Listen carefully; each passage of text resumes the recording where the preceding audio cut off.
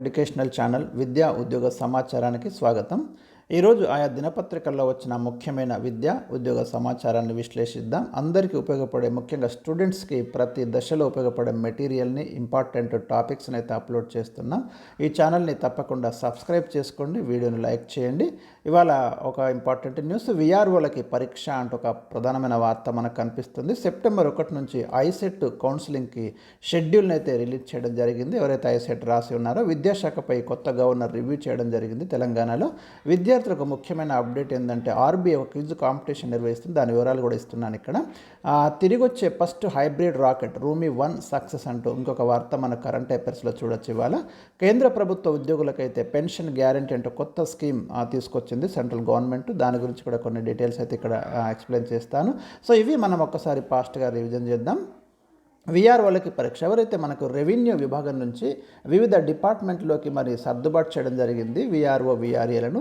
మళ్ళీ గవర్నమెంట్ ఏం ఆలోచిస్తుంది అంటే రాష్ట్రంలో 10,954 గ్రామాలకు ఒక్కొక్క గ్రామానికి ఒక్కొక్క రెవెన్యూ ఉద్యోగిని అపాయింట్ చేసే ఆలోచన చేస్తుంది. అంటే మళ్ళీ తిరిగి రెవెన్యూ వ్యవస్థలో విఆర్ఓ వ్యవస్థను పునరుద్ధరించే అవకాశం ఉంది. అయితే ఇట్లా ఇప్పుడు డైరెక్ట్గా ఈ 10,954 గ్రామాలకు ఏదైతే ఉద్యోగిని అపాయింట్ చేయబోతున్నారో, ఇంతకుముందు గతంలో పనిచేసినటువంటి విఆర్ఓలను వాళ్ళకి రిటర్న్ టెస్ట్ కండక్ట్ చేసి మళ్ళీ అపాయింట్ చేద్దామనే ఒక ప్రపోజల్ గవర్నమెంట్ దగ్గర ఉంది. అది ఇక్కడ మనం గమనించాలి. మినిమం క్వాలిఫికేషన్ ఇంటర్ లేదా డిగ్రీ, కనీస విద్యార్హతగా నిర్ధారణ.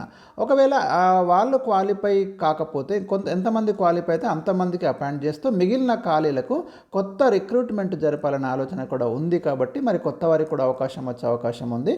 గ్రామ స్థాయిలో రెవెన్యూ వ్యవస్థను మరి బలోపేతం చేయడంలో భాగంగా కొత్త సిబ్బందికి అయితే ఒక ఎగ్జామ్ కండక్ట్ చేయాలని మరి ఇక్కడ భావిస్తున్నారు. గ్రామ రెవెన్యూ అధికారులు విఆర్ఓ, గ్రామ రెవెన్యూ సహాయకులు విఆర్ఏ, వీళ్ళిద్దరికి కూడా అవకాశం అయితే ఇస్తారు. దీంట్లో దాదాపు 23,000 మందికి పైగా పాత రెవెన్యూ సిబ్బందిని అయితే అంతకుముందు తొలగించడం జరిగింది. వారిని ఏ మేరకు సర్దుబాటు చేయాలని దానిపై ప్రస్తుతం గవర్నమెంట్ అయితే ఒక కసరత్తు ఎక్సర్సైజ్ అయితే జరుగుతుంది. విఆర్ఓలుగా విఆర్ఏగా పనిచేసిన వారికి గ్రామీణ రెవెన్యూ వ్యవస్థలో మరి ప్రాతినిధ్యం కల్పించడం ఖాయమైన, ఎగ్జామ్ కండక్ట్ చేసిన తర్వాతే మెరిట్ ప్రాతిపదికన వారిని తీసుకోవాలనే ప్రతిపాదనలు సిద్ధం చేస్తున్నట్లు సమాచారం. విఆర్ఓలు విఆర్ఏలుగా పనిచేసిన వారిలో ఇంటర్ లేదా డిగ్రీ అర్హత ఉన్న వారిని ఈ పరీక్ష రాయడానికి ఎంపిక చేయాలని, పరీక్షల్లో ఉత్తీర్ణులైన వారికి కొత్త వ్యవస్థలో స్థానం కల్పించాలని ప్రాథమికంగా ప్రభుత్వం అయితే నిర్ణయించింది. కొత్త 6 చట్టం అమల్లోకి వచ్చిన తర్వాత ఈ పరీక్ష నిర్వహించి రాష్ట్రంలోని 10,954 గ్రామాలకు ఒకరి చొప్పున రెవెన్యూ ప్రతినిధులను ఎంపిక చేయనున్నట్లు సమాచారం.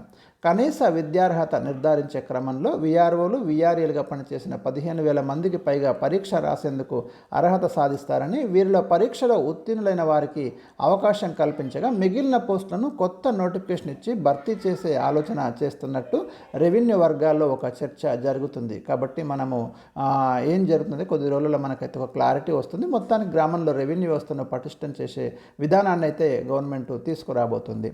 నెక్స్ట్, సెప్టెంబర్ 1 నుంచి ఐసెట్ కౌన్సిలింగ్. రాష్ట్రంలోని ప్రభుత్వ ప్రైవేటు కళాశాలలో ఎంబీఏ ఎంసీఏ సీట్ల భర్తీకి సెప్టెంబర్ 1వ తేదీ నుంచి మరి ఐసెట్ కౌన్సిలింగ్ కండక్ట్ చేయబోతున్నారు. రాష్ట్ర ఉన్నత విద్యా మండలి మరి ఒక షెడ్యూల్ని కూడా విడుదల చేయడం జరిగింది. ఇక్కడ గమనించండి, షెడ్యూల్ కనుక చూస్తే మనకు సెప్టెంబర్ 1 నుంచి 8 వరకు ఫీజు చెల్లింపు స్లాట్ బుకింగ్ ఉంది. 3 నుంచి 9 వరకు ధృవపత్రాల పరిశీలన ఉంది. 4 నుంచి 11వ తేదీ వరకు సెప్టెంబర్ వెబ్ ఆప్షన్ల నమోదు ఉంది. 14వ తేదీన సీట్ల అలాట్మెంట్ జరుగుతుంది. 14 నుంచి 17 మధ్య ట్యూషన్ ఫీ చెల్లింపు, ఆన్లైన్లో సెల్ఫ్ రిపోర్టింగ్. ఇది మనం ప్రధానంగా గమనించాలి. సెప్టెంబర్ 1 నుంచి 17వ తేదీ వరకు తొలి విడత, సెప్టెంబర్ 20 నుంచి 20వ తేదీ వరకు చివరి విడత కౌన్సిలింగ్ జరుపుతారు. ఈ నెల 27న పూర్తి స్థాయి ప్రవేశాల నోటిఫికేషన్ మార్గదర్శకాలు అయితే గైడ్లైన్స్ మొత్తం కూడా మనకు వెబ్సైట్లో పొందుపరుస్తున్నారు. సో స్టూడెంట్స్ ఎవరైతే మరి మీరు ఆల్రెడీ ఐసెట్ రాసి ఉన్నారో ఈ డేట్స్ అయితే గుర్తుంచుకొని అలర్ట్గా అన్ని సర్టిఫికెట్స్ రెడీ చేసి పెట్టుకోండి. మీ డిగ్రీ సర్టిఫికెట్స్, టీసీ, మెమోస్ ఏమున్నా కూడా రెడీగా పెట్టుకోండి, తప్పులు లేకుండా ఉండేటట్టు చూసుకోండి. ఇక నెక్స్ట్, విద్యాశాఖపై గవర్నర్ రివ్యూ. తెలంగాణలో విద్యాశాఖపై గవర్నర్ జిష్ణు దేవ్ వర్మ కొత్త గవర్నరు, పేరు కూడా గుర్తుపెట్టుకోండి, కరెంట్ అఫైర్స్లో అడుగుతాడు. విద్యాశాఖ ప్రిన్సిపల్ సెక్రటరీ బుర్రా వెంకటేశం విద్యాశాఖపై గవర్నర్కి అయితే పవర్ పాయింట్ ప్రజెంటేషన్ ఇవ్వడం జరిగింది. ఈ కార్యక్రమంలో ఉన్నత విద్యా మండలి chairman Limbadri, school education director EV Narasimha Reddy, inter board commissioner Shruti Ojha, technical education commissioner Shri Devasena పాల్గొన్నారు. విద్యాశాఖకు కేంద్రం నుంచి వివిధ స్కీములలో వస్తున్న నిధుల వివరాలను గవర్నర్కి అయితే వివరించడం జరిగింది. అండ్ నెక్స్ట్ విద్యార్థులకి ఆర్బీఐ క్విజ్ అంటూ మనకు ఒక ఇంపార్టెంట్ న్యూస్ ఇక్కడ కనిపిస్తుంది. ఇక్కడ భారతీయ రిజర్వ్ బ్యాంక్ ఏదైతే మనకి 1935లో మరి స్థాపించడం జరిగింది, 1935లో స్థాపించారు. 90 ఏళ్ళు పూర్తయిన సందర్భాన్ని పురస్కరించుకొని కాలేజీ విద్యార్థుల కోసం ఆర్బీఐ 90 క్విజ్ను మరి ప్రకటించింది. ఈ పోటీలో విజయం సాధించిన విద్యార్థులు 10 లక్షల రూపాయల బహుమతిని గెలుచుకోవచ్చు.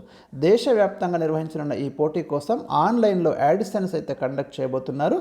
తర్వాత వివిధ దశల్లో రాష్ట్ర ఛాంపియన్ ఎంపిక చేస్తారు. ఆ తర్వాత వారు జాతీయ స్థాయిలో పోటీ పడాల్సి ఉంటుంది. అక్కడ గెలిచిన వారికి 10 లక్షల బహుమతి ఇస్తారు. ఆర్బీఐ గవర్నర్ శక్తికాంత దాస్ ఈ నెల 20న ఈ క్విజ్ను ప్రారంభిస్తూ విద్యార్థుల నుంచి ఎంట్రీలను ఆహ్వానించారు. ప్రస్తుతం ఆర్బీఐ గవర్నర్ శక్తికాంత దాస్ ఉన్నారు. ఆర్థిక ప్రపంచంలో విద్యార్థులు తమ జ్ఞానాన్ని నిరూపించుకోవడం, ఆర్థిక సమస్యలపై విద్యార్థులకు అవగాహన పెంచడం, డిజిటల్ ఫైనాన్స్ను సురక్షితంగా బాధ్యతాయుతంగా వినియోగించడం, వారిని ప్రోత్సహించడం ఈ క్విజ్ యొక్క ఉద్దేశము. ఇక్కడ జాతీయ స్థాయి విజేతకు 10 లక్షల రూపాయల ప్రథమ బహుమతిగా లభిస్తాయి. 2, 3 స్థానాల్లో నిలిచిన వారికి వరుసగా 8 లక్షలు, 6 లక్షలు అందజేస్తారు. జోనల్ స్థాయిలో తొలి 3 విజేతలకు వరుసగా 5 లక్షలు, 4 లక్షలు, 3 లక్షలు అందజేస్తారు. రాష్ట్ర స్థాయిలో ఈ బహుమతి వరుసగా 2 లక్షలు, 1.5 లక్షలు, 1 లక్షగా ఉంది.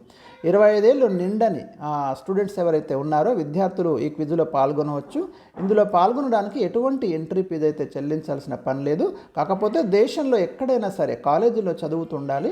ఇప్పటికే ప్రారంభమైన రిజిస్ట్రేషన్లు సెప్టెంబర్ 17 వరకు కొనసాగుతాయి. ఇక అడిగే ప్రశ్నలు కరెంట్ అఫైర్స్, చరిత్ర, సాహిత్యం, క్రీడలు, ఆర్థికం, జనరల్ నాలెడ్జ్ వంటి అంశాలపై ప్రశ్నలుంటాయి. తమ తెలివితేటలు ప్రదర్శించడంతో పాటు డబ్బులు కూడా గెలుచుకునే అవకాశం ఉన్న పోటీ ఆర్బీఐ 90 క్విజ్. ఆసక్తి ఉన్నవారు తమ ఎంట్రీని పంపవచ్చు, లక్షల రూపాయలు గెలుచుకోవచ్చు. సో వెరీ ఇంపార్టెంట్ అలర్ట్ అండి ఇది. మరి ఈ వీడియోని అయితే ప్రధానంగా మీకు దీనికోసమే చేయడం జరుగుతుంది. నెక్స్ట్ న్యూస్ చూద్దాం. తిరిగొచ్చే first hybrid rocket Rhumi 1 very important current అఫైర్స్లో మీకు డెఫినెట్గా రేపు కాంపిటేటివ్ ఎగ్జామ్స్లో క్వశ్చన్ అడిగేటటువంటి టాపిక్ ఇది. చెన్నై సమీపంలో స్పేస్ జోన్ ఇండియా ప్రయోగం. ఒకసారి దీని గురించి మనం డిస్కస్ చేద్దాము. దేశంలో మొట్టమొదటిసారిగా రీయూజబుల్ హైబ్రిడ్ రాకెట్ ఇది, గుర్తుంచుకోండి. ప్రయోగం విజయవంతమైంది. శనివారం ఉదయం 7:24 గంటలకు చెన్నై మెరీనా బీచ్, ఈ ప్రశ్న కూడా అడుగుతున్నాడు, మెరీనా బీచ్ ఎక్కడుంది అని. చెన్నై మెరీనా బీచ్కు సమీపంలోని తిరువేదాంతై తీర ప్రాంతం నుంచి రూమీ 1 2024 రాకెట్ ప్రయోగాన్ని విజయవంతంగా నిర్వహించినట్లు తమిళనాడుకు చెందిన స్పేస్ జోన్ ఇండియా స్టార్టప్ ప్రకటించింది.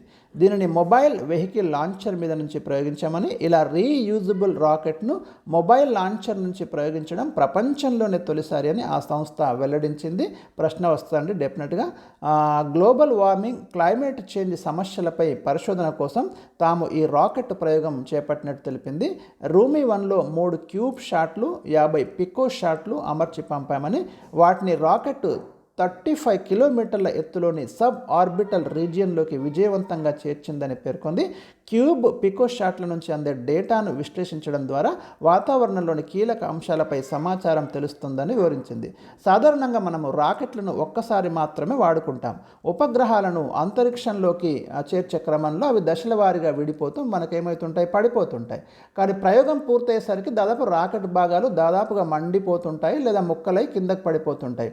కాకపోతే ఇక్కడ రీయూజబుల్ రాకెట్లు మాత్రం ఏం జరుగుతాయంటే ఉపగ్రహాలను నిర్దేశిత ప్రాంతంలోకి చేర్చిన తర్వాత తిరిగి భూమిపైకి సేఫ్గా వస్తాయి.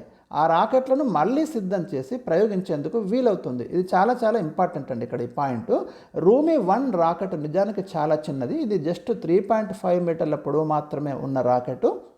నైట్రస్ ఆక్సైడ్ను ఇంధనంగా వాడుకొని 80 కిలోల బరువును 35 కిలోమీటర్ల ఎత్తుకు మోసుకెళ్ళింది. అనంతరం పారాచూట్ సాయంతో సేఫ్గా నేలపైకి దిగిందని స్పేస్ జోన్ ఇండియా తెలిపింది. కాగా ఈ మిషన్లో ప్రయోగించిన క్యూబ్ షాట్ల నుంచి అందిన డేటాతో స్ట్రాటోస్పియర్ అంటే మనకు వాతావరణంలో ఉన్న పొరలలో ఫస్ట్ ట్రోపోస్పియర్, తర్వాత స్ట్రాటోస్పియర్, తర్వాత మీసోస్పియర్ ఇట్లా ఉంటాయి.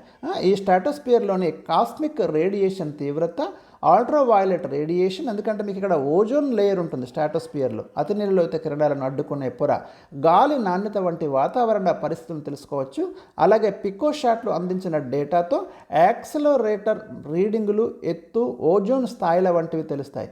ఈ మిషన్ చేపట్టిన స్పేస్ జోన్ ఇండియాకు మూన్ మ్యాన్ ఆఫ్ ఇండియాగా ప్రసిద్ధి చెందిన Chandrayaan mission project director Mylswamy Annadurai, very very important name అండి ఇది, గుర్తుపెట్టుకోండి. మూన్ మ్యాన్ ఆఫ్ ఇండియాగా ప్రసిద్ధి చెందిన Chandrayaan mission project director Mylswamy Annadurai మెంటార్గా వ్యవహరించారు. ఇంకా కొంత ఇన్ఫర్మేషన్ మనకి ఇక్కడ కూడా ఉంది, చూడండి. ఇక్కడ రీయూజబుల్ హైబ్రిడ్ రాకెట్కు తన కొడుకు రూమిత్రన్ పేరిట రూమి అని నామకరణం చేసినట్టు Space Zone India CEO Anand Megalingam వెల్లడించారు. మార్టిన్ గ్రూప్తో కలిసి ఈ ప్రాజెక్టును చేపట్టామని, ఇందులో 1500 మంది స్కూల్ స్టూడెంట్లు కూడా భాగస్వాములై శాటిలైట్ల తయారీ ప్రక్రియలో పాల్గొన్నారని తెలిపారు. స్టూడెంట్లు క్యూబ్, పికో శాటిలైట్ల తయారీలో పాల్పంచుకున్నారు. ఈ మిషన్లో రాకెట్, శాటిలైట్ అనుకున్నట్లుగా అన్ని రకాలుగా సత్తా చాటాయి.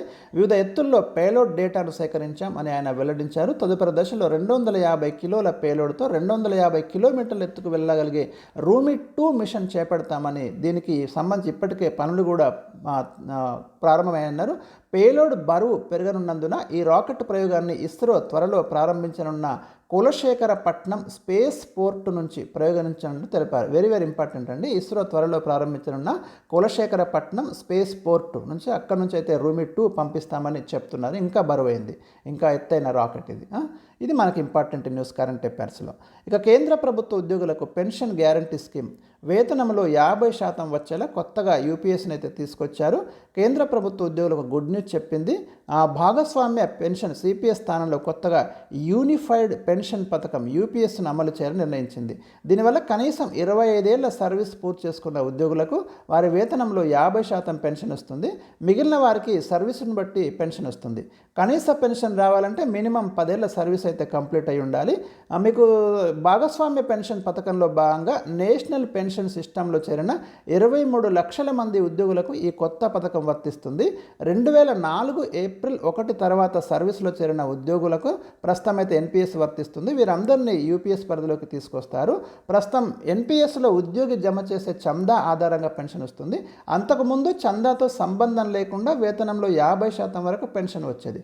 ప్రధాని నరేంద్ర మోదీ అధ్యక్షతన శనివారం సమావేశమైన కేంద్ర కేబినెట్ ఈ యూపీఎస్ విధానానికైతే ఆమోదం తెలిపింది. ఆ తర్వాత వివరాలను కేంద్ర సమాచార ప్రసార శాఖల మంత్రి అశ్విని వైష్ణవ్ మీడియాకు వెల్లడించారు. ఎన్పిఎస్ చందాదారులంతా యూపీఎస్లోకి మారవచ్చు. వచ్చే ఆర్థిక సంవత్సరం ప్రారంభం నుంచి, అంటే 2025 ఏప్రిల్ 1 నుంచి ఈ యూపీఎస్ అయితే అమల్లోకి వస్తుంది. 23 లక్షల మంది కేంద్ర ప్రభుత్వ ఉద్యోగులకు మరి దీంతో లాభం జరుగుతుందని మనకు చెప్తున్నారు. సో ఇది మనకి ఈరోజు ఉన్నటువంటి ముఖ్యమైన వార్తలు. మరి ఇంకా ఏమైనా లేటెస్ట్ అప్డేట్స్ ఉంటే తప్పకుండా నా నెక్స్ట్ వీడియోలో మీకైతే అందిస్తాను. మరి వీడియోను మీరు షేర్ చేయండి మీ మిత్రులకి.